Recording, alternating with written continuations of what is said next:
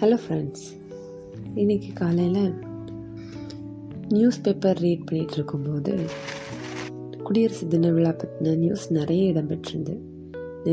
நெல்லை மாணவி ஒருத்தவங்க டெல்லியில் உள்ள குடியரசு தின விழாவில் பங்கேற்கிறாங்கன்னும், ஆப்ரேஷன் சிந்தூரை பற்றிய நியூஸ்களை போர்ட்ரேட் பண்ணுறதுக்கு ரோபோ நாய்கள் அணிவகுக்க போகுதுங்கிற நியூஸும் என் கண்ணில் பட்டது.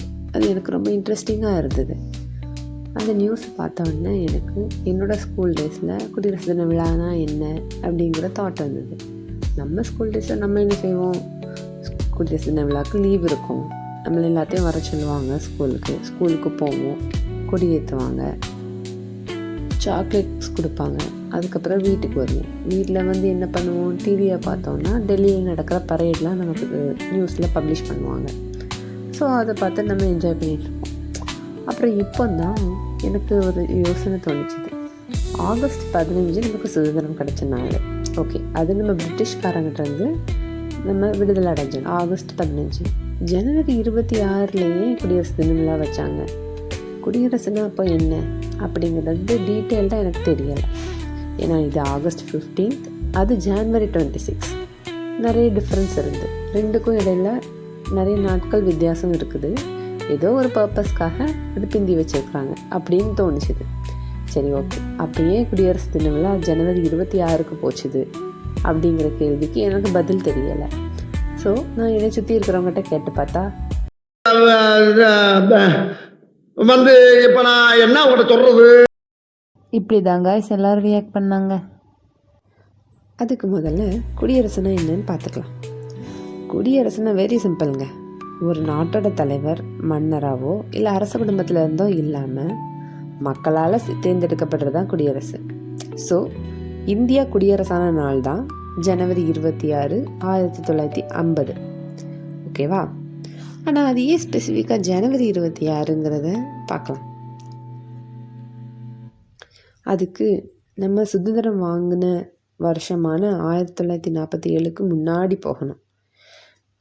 1930 ஜனவரி 26ஆம் நாள் தான் இந்திய தேசிய காங்கிரஸில் பூர்ண ஸ்வராஜ் அப்படிங்கிறத அறிவித்தாங்க. பூர்ண ஸ்வராஜ்னா என்னன்னா வெரி சிம்பிளுங்க. முழு சுதந்திரம் தான் இந்தியோட லட்சியம் அப்படின்னு ஆங்கிலேயர்களுக்கு, அதாவது பிரிட்டிஷ்காரங்களுக்கு நம்ம அறிவித்த நாள். அதை அறிவித்தது வேறு யாரும் இல்லை, நம்மளோட காங்கிரஸின் தலைவர், அந்த டைமில் நம்ம காங்கிரஸோட லீடராக இருந்த ஜவஹர்லால் நேரு அவர்கள். அதுக்கப்புறம் நிறைய பிரச்சனை நடந்தது. நம்மளோட உரிமைக்காக போராடணும், நம்மளோட விடுதலைக்காக போராடி 1947 இந்தியாவுக்கு சுதந்திரம் கிடைச்சாச்சு. ஆனால் சுதந்திரம் அடைஞ்சு முடிஞ்ச பிறகு நம்ம நாட்டை நம்மளே ஆளணும், அப்படித்தானே? அதுதானே குடியரசு.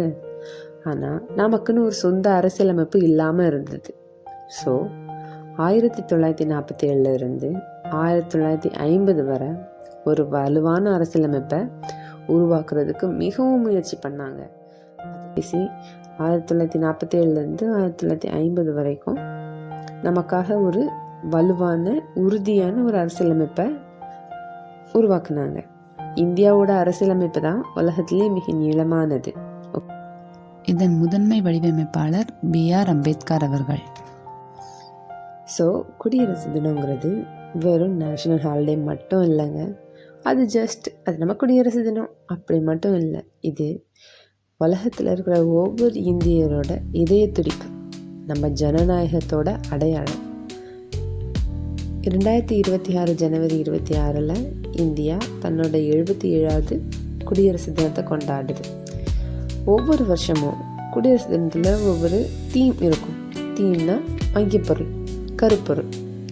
இந்த 2026 நம்மளோட தீம் என்னன்னா வந்தே மாதரம் பாடலோட 150வது விழா.